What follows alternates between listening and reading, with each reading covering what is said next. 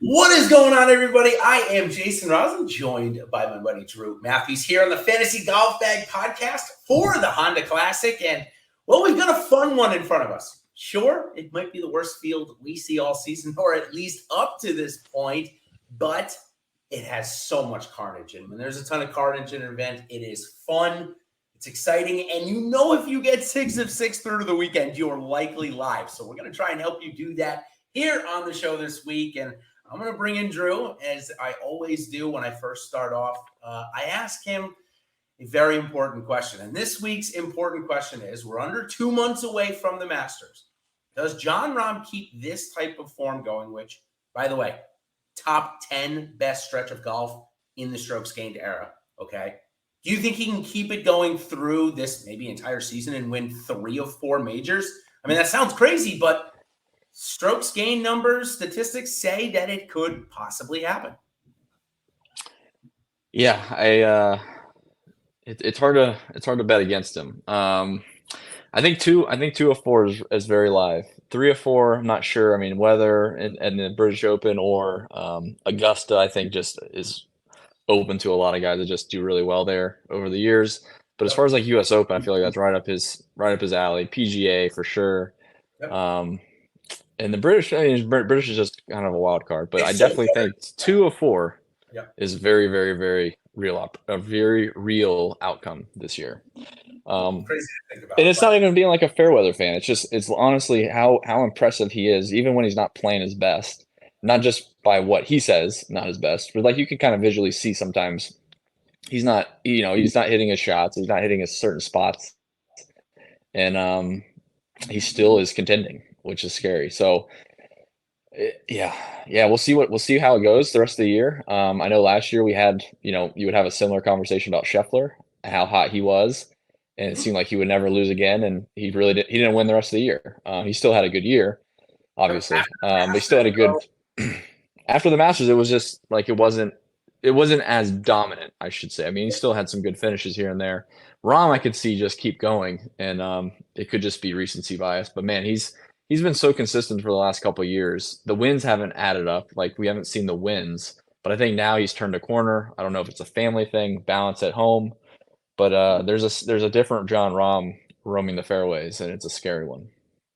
It really is. Great way to put it.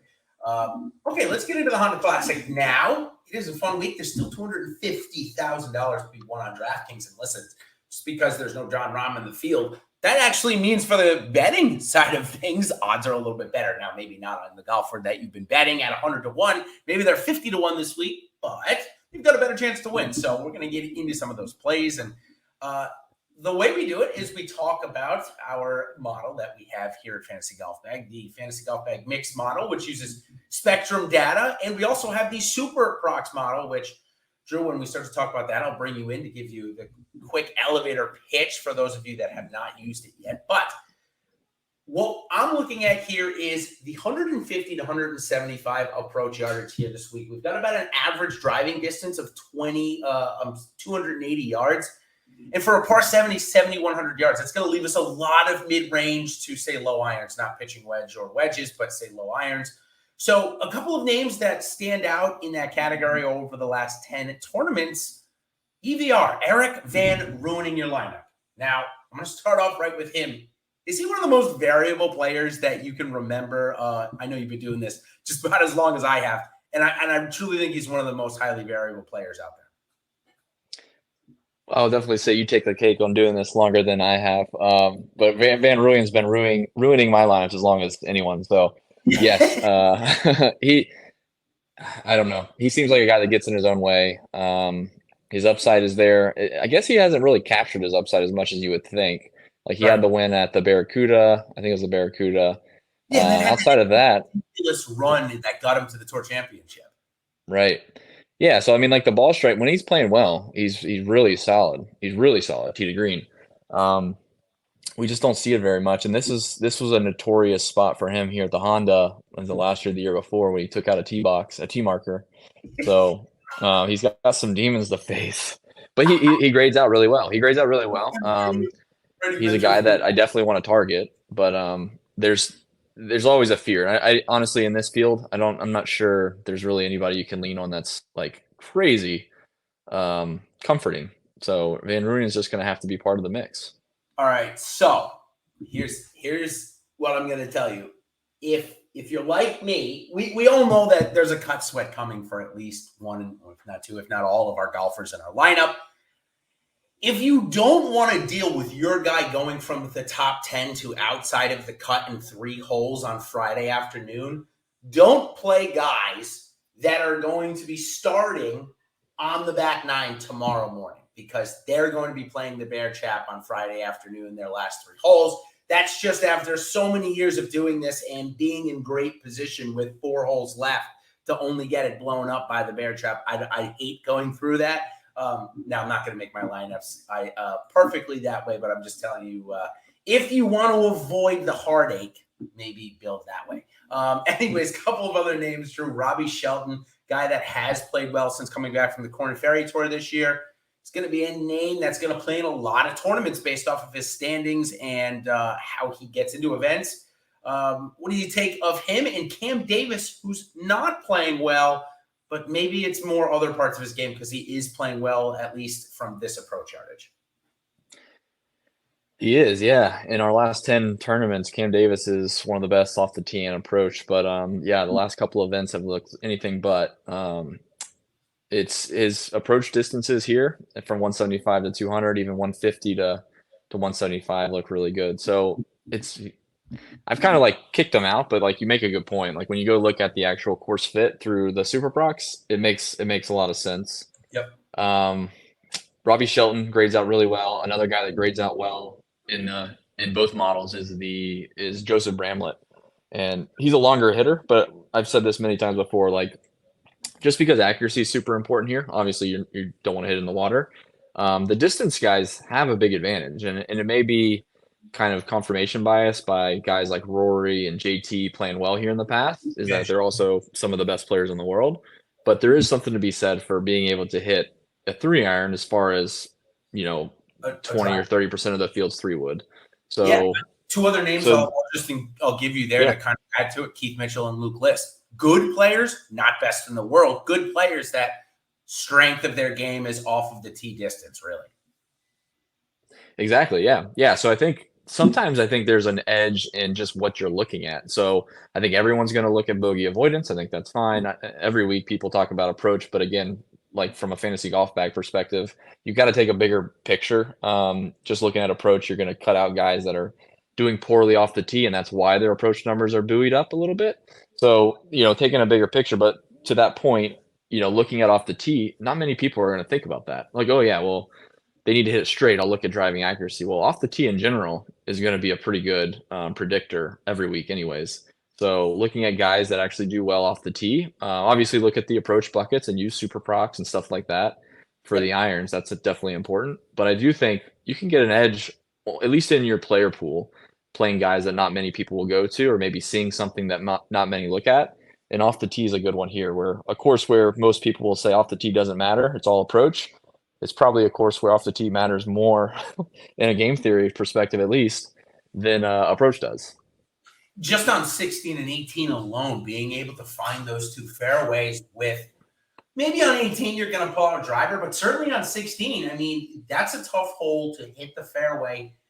And it's a relatively long hole. So if you're hitting 5-iron out there, 260 yards to give you a 170-yard in shot, if you're hitting, like I said, a 5-iron versus a 3-wood, you're going to hit a 5-iron a lot more times in the fairway than you are a 3-wood, especially with how that hole works out. So a couple of names that I would like using the strokes gain off the tee fit here. Will Gordon, guy that we have seen play pretty well this season. Maybe hasn't, again, found his true upside, but just a name in that mid-7K range that I really like. What do you think about Danny Willett here? He grades out as one of the best values according to the PGA DFS model we have for fantasy golf bag members.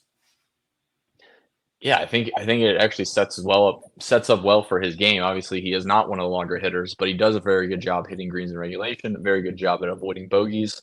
He's kind of one of those guys that seems like a very high floor on this type of golf course, where He shouldn't make a lot of mistakes. If it was a super birdie fest, it would not be a Danny Willett type of week. But when you look at trying to avoid complete debauchery, Danny Willett usually is a guy that can hang around.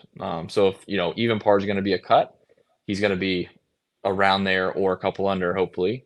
And then if the winning score is going to be 10 or 11, 12 under par, getting into the low teen or the low, just under 10 under par, that's definitely within his real expectations. So I do think there is a course fit just from his ability to scramble and avoid big mistakes. That's certainly important.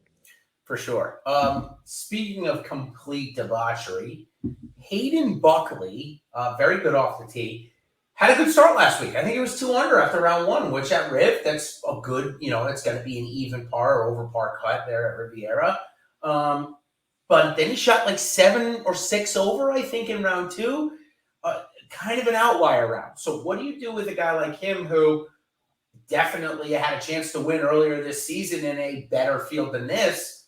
And his price is pretty reasonable, but you think something like that throws a guy like Buckley off, or are you able to just throw it out and you're down? No, I'm not too concerned with it. I don't think it throws him off for sure.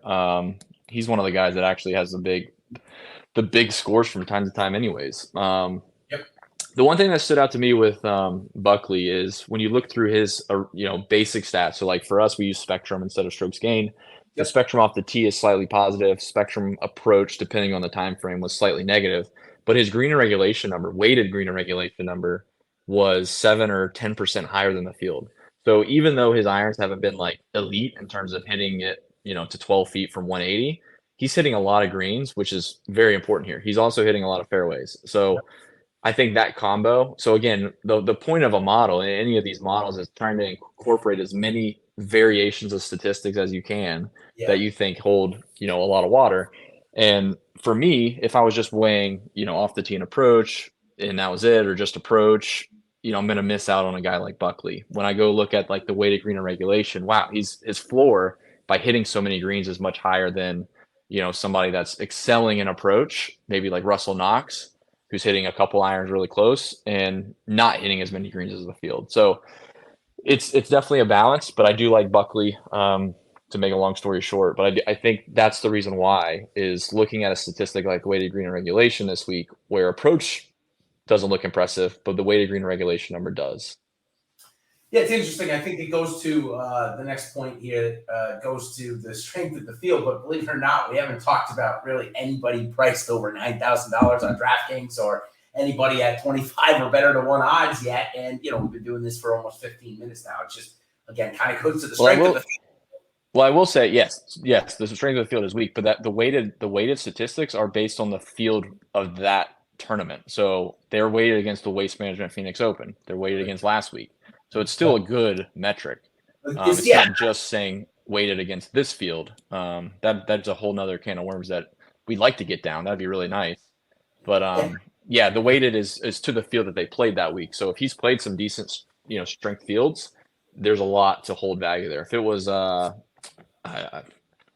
can't throw out a name, but just some random guy that's playing the Corn Ferry Tour, and then he played like the Barracuda and then the Barbasol, and his numbers look good. That's not as impressive because the field's obviously weaker. But working on a way to incorporate field strength, I think that's kind of the next step, is being able to actually weigh, some of these statistics to the field, because beating the field last week is way more impressive than beating the field at the RSM Classic.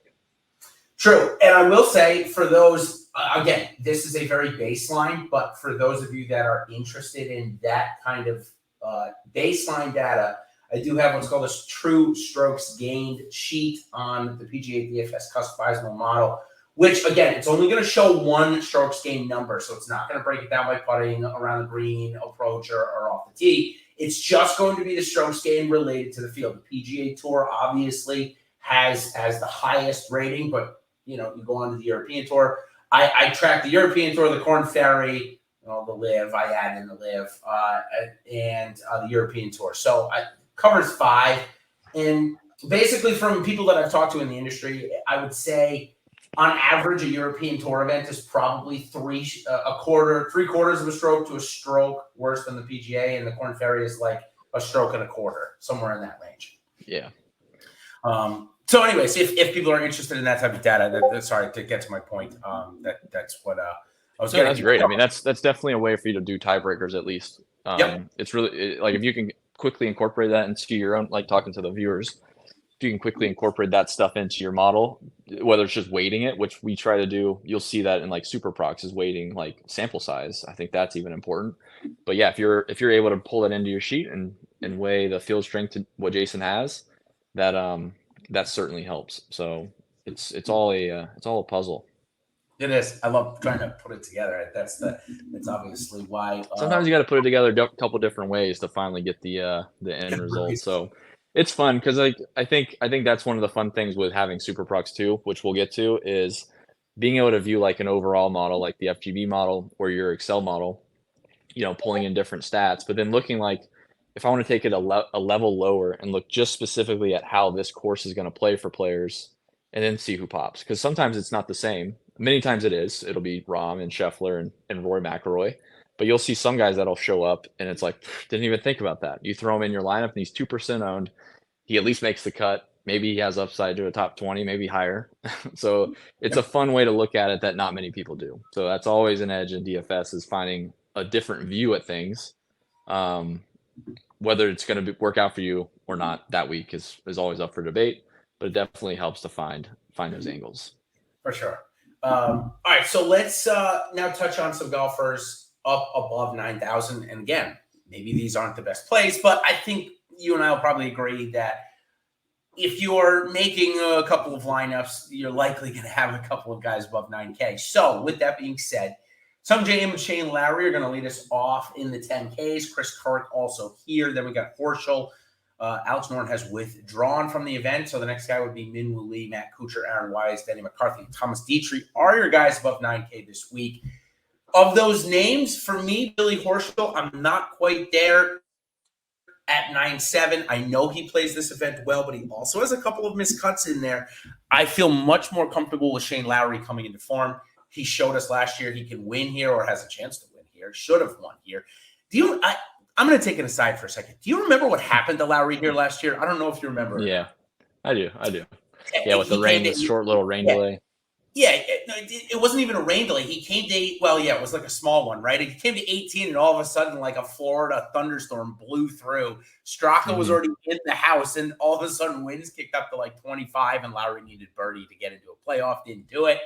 Nonetheless, 10-4, I think it's a reasonable price with him, like I said, coming into form, playing his best last week at the Genesis after a couple of missed cuts in a row. So I don't mind him. Sung Jae Im, Sung Jae Im's form suggests maybe he actually should win, but last week had a setback on the weekend. So where do you stand with the first guy in your lineup? Maybe you actually do tell me none of these guys. Yeah, to be honest, I mean, Lowry would probably be the guy I'd like to target. I'm not really interested in Sung Jae at 40% owned, which is what it looks like he's leaning towards. Norn withdrew, so that kind of pulls the ownership away from him. I'm not sure Horschel will get it. I'm not sure Kirk will get it. It'll probably be Wise. Big start with Lee playing well. Big name from the DP World Tour. We've seen play good. Yeah, Min-Woo Lee will get some, and I don't mind going there as well. But I think all these guys are going to be kind of over-owned just because there's a lack of options. And I really do like the lineups that I was building yesterday. Believe it or not, I was leaving quite a bit of salary and just trying to go for the nuts at uniqueness, hoping there's just complete. We'll just use the word debauchery again. It's the word of the day. I don't mind, like, if you're building a single entry, I don't mind starting with Sung Jae. I don't mind starting with Shane Lowry, but like, there's nothing gets me excited about Kirk. Nothing gets me excited about Horschel, even with his course history. Wise has been kind of this year. And then Denny McCarthy, I struggle to understand how he does what he does week in and week out, and he doesn't have great course history. So Min-Woo Lee would be the guy, and then he doesn't have a lot of history besides European Tour, which isn't really apples to apples. So yeah, I don't love this top range, to be honest. Yeah, I'll talk about Wise for a second. Let me just try and pitch something to you here. Now, again, he's playing the Bear. He's starting on 10 tomorrow morning at 7:23. So the case of being in the top 10, heading to the last three holes, this could be really Aaron Wise, because we've seen him do exactly what I just said. 4 weeks ago at the American Express, where he had a great round going and came to 17 and what did he go? Quadruple and doubled and 18, something like that. Anyways, he's missed the last 2 cuts on the number. If he gets through to the weekend and say pulls a top 30 and a top 20, is he 9,800 and 25% owned this week?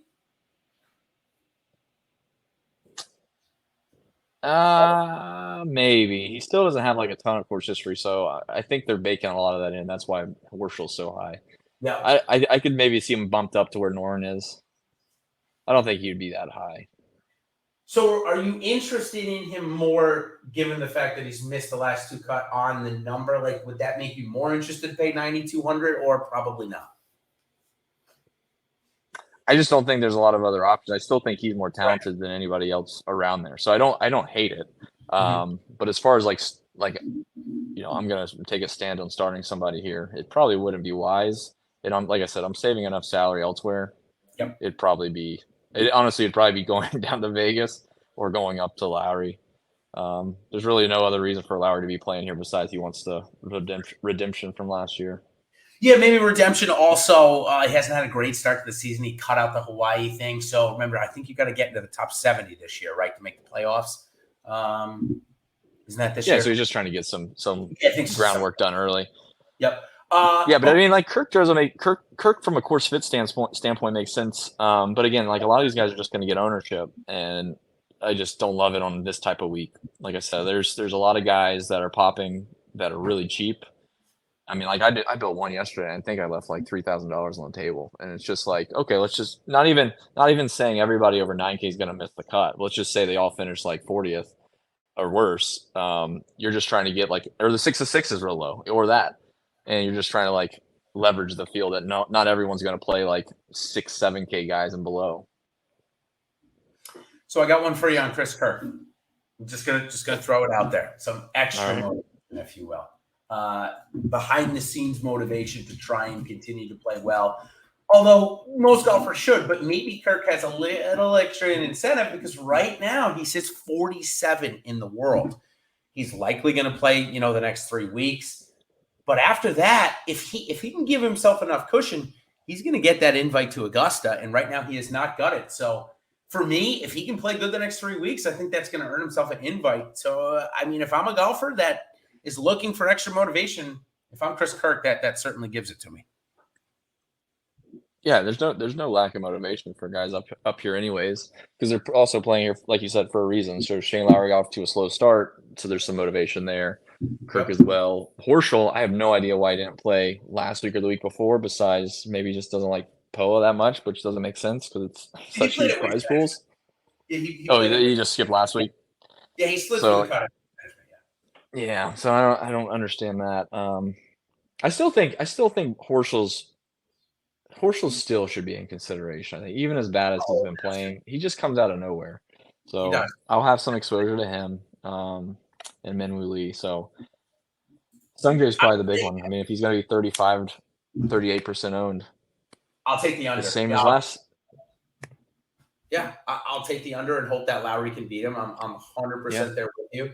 I will have exposure to Kirk and Horschel. Like you said, I'll also have exposure to Lee and Wise. Matt Kuchar or Thomas Dietrich or neither? No, I think both are fine. I plugged in Dietrich a little bit more than Kuchar. I'm not sure I've actually played Kuchar yet, but he's still on my list to try to find an avenue. I feel like this is his style. I hate to say that we're going to play everybody, but Drew and I do make multiple lineups. Again, I guess if it was, let me preface the question this way: if we're going to play 2 guys up here, we're going to play one lineup, and we want to play 2 above 9K. Who are your 2 picks up here to use if you were going to play 2 above 9K? I would probably say, I'd say Kirk. I'll say Lowry, and I will say, I hate to say Minwoo Lee, but I guess I'll just say Minwoo Lee. Yeah, for me, it would be Lowry and probably go down to Wise. I've stuck with him this year. I might as well just try one more week in a weak field that if he is on point ball striking, he definitely has a chance to win it. So, those would be my 2 picks. Now, as we go down into the 8Ks, Taylor Pendrith is a name that does most of his work off the tee, right? So if he gets hot there, is he in play for you, or would you rather go down to Svensson in Vegas? Vegas definitely knows his way around this course. I think he's made 8 of 9 cuts. I like Vegas and Svensson probably more than Pendrith. I do for sure. Vegas is probably my favorite play of the week. I think his return after injury has been really impressive. He's gaining in all the right categories. He comes to a course he's played well at in the past. So I think Vegas at 8,600 is. I would be very comfortable if I was playing 20 lineups and putting him in all 20. I think at the price it gives you a lot of leeway. Pendrith, to the point that I made about off the tee, I don't think off the tee could carry you from a scoring aspect here. Like I think looking at off the tee into the week is fine. But like if he has a great week off the tee, you really aren't gaining much on the field. You can't really gain too much off the tee as you would at like Shriners or something. So I'm not as interested in Pendrith for a number of reasons, but one is like I just don't think his approach game, even with as good as his off the tee is great. And I still think approach is going to be important. I was just kind of making the point that off the tee is probably something not many people will look at. So it needs to be a total package, though, not just off the tee. Agreed. Sepp Straka, obviously defending champion here. Then you got a very interesting range, 8,500 down to 8K. We've got Straka. Then we've got Harris English coming off his best performance of the year last week, T14 at Genesis. Adrian Meronk, the Polish guy that also ended up getting to the weekend last week at the Genesis, T45, good for him. And then a couple of other DP World Tour veterans in Christian Bezuidenhout and Garrick Higo. I guess he's not a veteran. The guy's only like 22. And between them is the Cam Davis. So we've got actually quite a bit of talent at the 8.1 and 8K and Higo and Davis. Where are you going here? Harris English playing well, does have some good course history.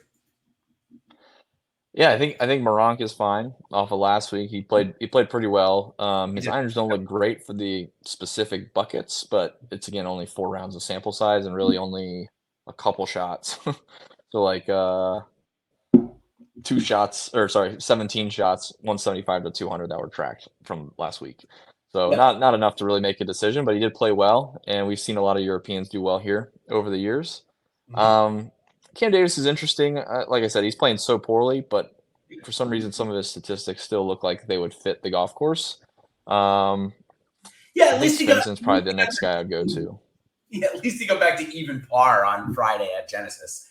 That's at least a decent round. I mean, he's been awful for sure. I'm not saying like there's any silver lining at all, but there are some signs that like the fit on this golf course, even as bad as he's played, is still going to be reasonable. And for a guy that just 2 months ago would have probably been close to 10K as well as he's been playing, is now 8,100. Is probably worth a shot. Yeah, agreed. And again, Spectrum takes a lot of outliers, so that might be also why we see better numbers than other people. So like if he's had a few shots where it's really like at American Express or something, there's a very good chance that his numbers get deflated for strokes gained, and Spectrum allows you to see like the actual median outcome for the most part. So for sure. There's a lot of guys though as you go down. Like I said, I'm looking to leave a lot of salary. So not to jump the gun a little bit, but like Ben Griffin, Robbie Shelton, you mentioned, Lee Hodges is playing well. I played him played well here last year. Ben Hahn has good course history, surprisingly. Nick Hardy grades out really well. Joseph Bramlett. So, like, that high 7K is, like, loaded for me. It really is. Yeah, no, it really is. Stefan Jaeger, I almost played in Showdown, like, every day last week. Yeah, I could probably make a case for all these guys. Aaron Rye is another DP World Tour guy that's come over here and done pretty well. I would certainly take him over Eric Van. Ball striking looks fine. He just can't get that low round. 69-68 over the weekend at Riviera, that was definitely really encouraging heading into a week this week where it's going to be another kind of grinded out week. I do like Robbie Shelton. You know I'm high on Justin Suh just in general. And Byung-Hyun Ahn has the course history, 2 top 5s here. We already talked about Buckley. Nick Hardy is a guy you and I like. Joseph Bramlett and Will Gordon are 2 guys we already talked about. So I agree with leaving some salary on the range. I'm agreeing with even putting like 5 of these guys with Shane Lowry. I really do like that angle, to be honest. Like they grade out really well in everything I look at. We've seen long shots do well here. Obviously, there's just a lot of mayhem, and it's just a matter of like hanging on as long as you can. So these guys grade out really well, and they're all bunched together. Makes it easy to kind of throw them together into a lineup. The only thing I will say is again, not to jump the gun, but Davis Riley will pop for everybody that's using the FGB stuff, and I'm going to put an X on him just because of the injury status is unknown. I think he withdrew last week before the tournament started, and he's been popping for us for a while. So like I'm interested to play him at low ownership, but I don't know what his injury status is, so I'm not going to play him this week. Okay, I'm totally there with you and understanding. Good player, but maybe a little too question mark. So, all right, we're going to jump down.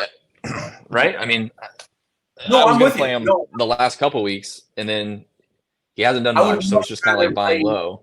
Yeah, I'd much rather play Danny Willett, S.H. Kim, maybe even Brandon Wu, and going down lower, which kind of brings me to my next point because we're coming up on a half hour, and that's where we like to try and keep it at.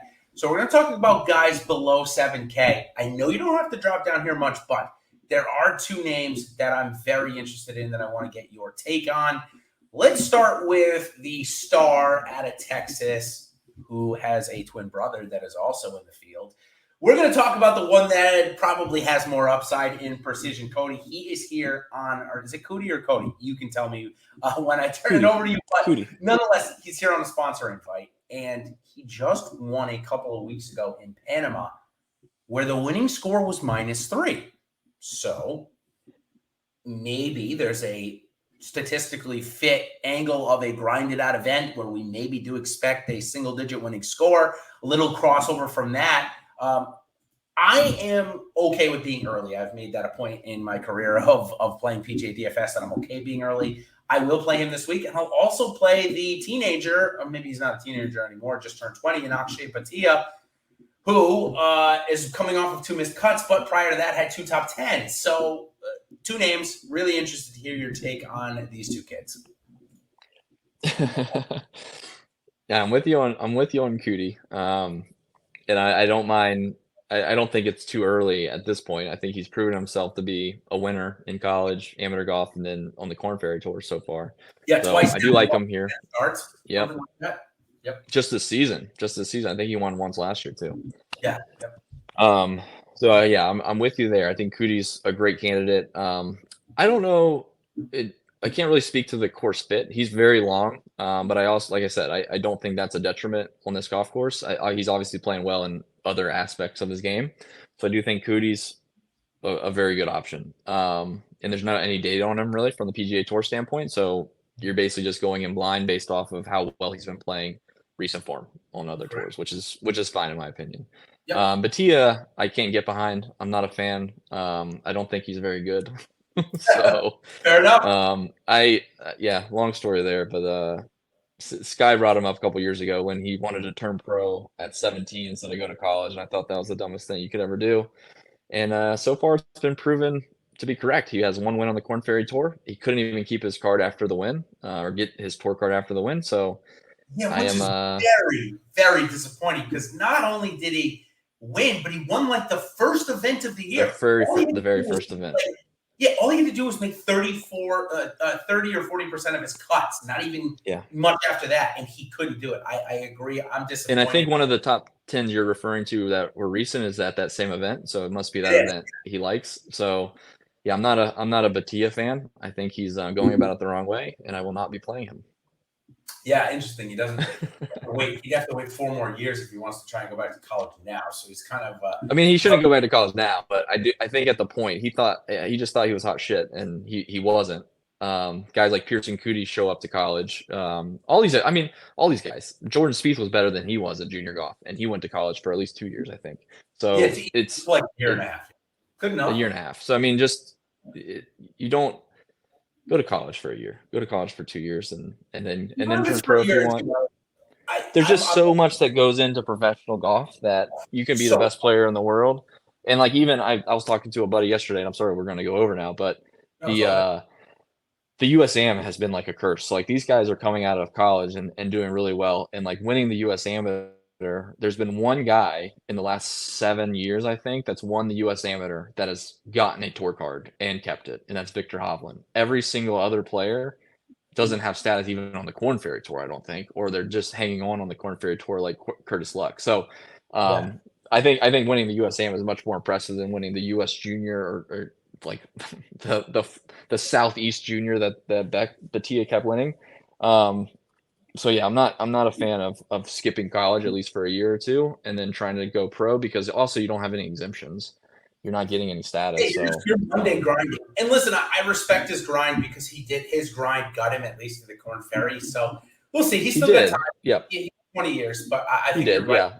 And large, he could have gone to college for free, not racked up all the debt that I know that, you've read the stories, I'm sure, and done it. Well, there's just so much pressure. There's so much pressure going pro immediately and thinking your game's ready. And if you don't have a good first year, now you're really behind the 8 ball, because now you're trying to kind of build up from the ground up. Yeah, because maybe he did have some exemptions. Now he lost those opportunities. So same with Panda. Panda was another guy. Yeah. Oh man, Panda. Jeez. So yeah, I think Cootie is great. There's just completely polar opposites in my opinion. Cootie has been a proven winner. He did his time in college. He got better over those 2 years, whatever it was. PGA Tour, but just couldn't put it together those last 5 events last year. Yeah, he'll get back. I'm not gonna harp on like the PGA Tour's current status of not letting these guys. Honestly. I'd love to see him win this week and we get him on tour. I think he can. I honestly think he can. I think this is a good week for a guy to come out of nowhere and win as, basically his first PGA Tour event. I don't think it is, but one of his first PGA Tour events. Agreed. I'm glad we're both on him. We can either go down with the ship or ride off to a really decent payout. Okay, I'll be rooting for him regardless, so I have to play him. Then it's more fun. Exactly. Right, I got 4 other names down below 7K. Okay.